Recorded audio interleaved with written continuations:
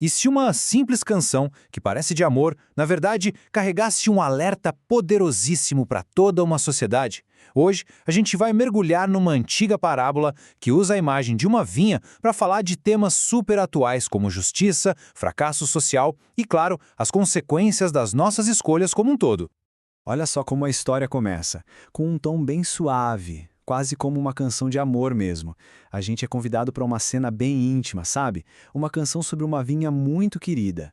É tudo tão pessoal, tão terno, que a gente é levado a pensar que vem por aí um conto sobre beleza, cuidado e crescimento.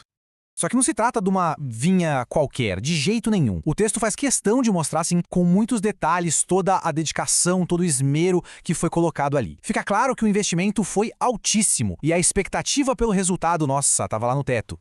A primeira coisa que acontece levanta numa cerca. Isso aqui é mais do que só a proteção física, sabe? É sobre criar um espaço definido, um lugar seguro, quase um santuário. Um lugar onde algo muito especial e valioso pudesse crescer, bem protegido de qualquer coisa de fora.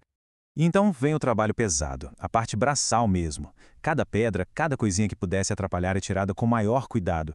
Essa imagem de limpar o solo é muito forte, né? Simboliza remover todos os obstáculos, preparando o terreno para um crescimento perfeito, sem nada no caminho. E o que se planta ali? Qualquer videira? Não, o texto diz excelentes vides, ou seja, as melhores que existiam.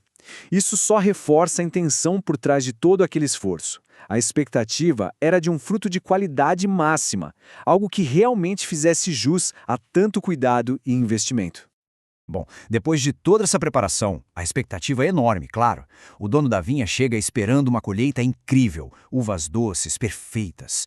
Mas o que ele encontra é um choque, um verdadeiro balde de água fria. No lugar do fruto dos sonhos, a vinha deu uvas bravas, azedas, imprestáveis.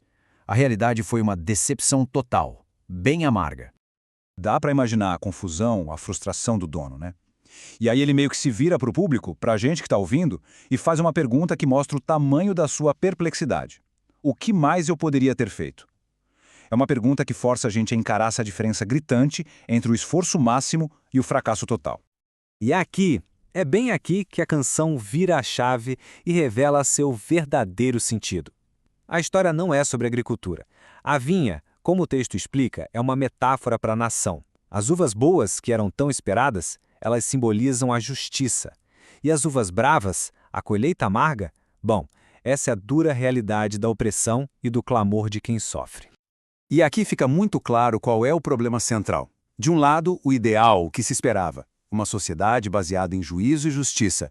Do outro lado, a realidade sombria, opressão e o grito desesperado dos oprimidos.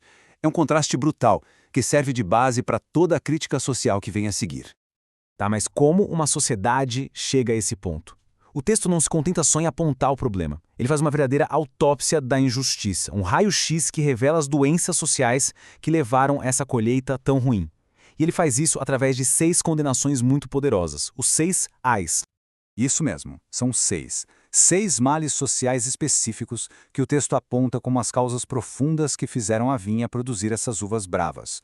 É um diagnóstico bem detalhado. E a lista é pesada, viu? A gente vê de tudo.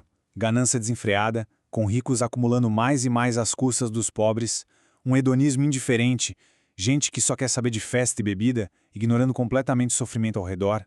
E, talvez o ponto mais crítico, a corrupção da justiça, com líderes distorcendo a lei por suborno.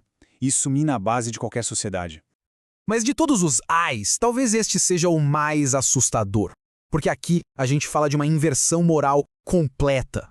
É quando a sociedade perde a sua bússola, sabe? Quando o que é mal passa a ser chamado de bom e o que é bom de mal. Quando a verdade vira uma questão de opinião, a justiça se torna simplesmente impossível.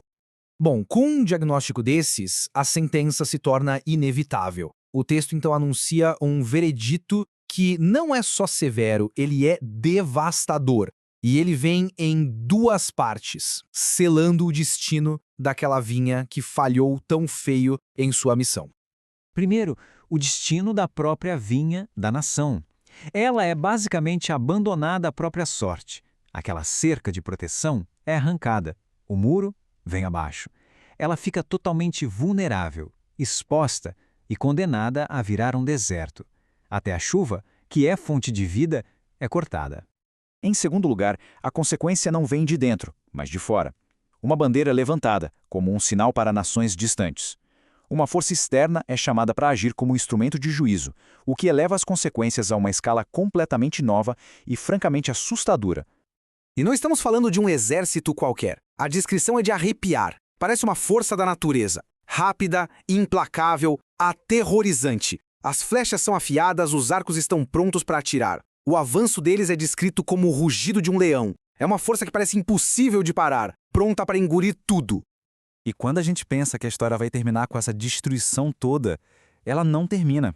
Pelo contrário, o capítulo nos deixa com uma imagem final que é talvez a mais inquietante de todas, porque ela não traz um fechamento.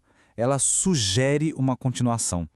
Essa frase, a sua mão ainda está estendida, funciona como um refrão que gela a espinha. A ideia que ela passa é que o que aconteceu não foi um evento isolado, uma punição que teve começo, meio e fim. Não, foi o início de um estado contínuo de juízo. A consequência não acabou. Ela está em andamento, é uma presença ativa e ameaçadora. E é assim que a canção da Vinha termina. Não com uma resposta, mas com uma pergunta. Uma pergunta que atravessa o tempo e ecoa até hoje. O que acontece quando uma sociedade, qualquer sociedade, vira as costas para a justiça? A parábola deixa essa reflexão no ar, como um lembrete atemporal de que as sementes da injustiça, inevitavelmente, sempre levam a uma colheita muito amarga.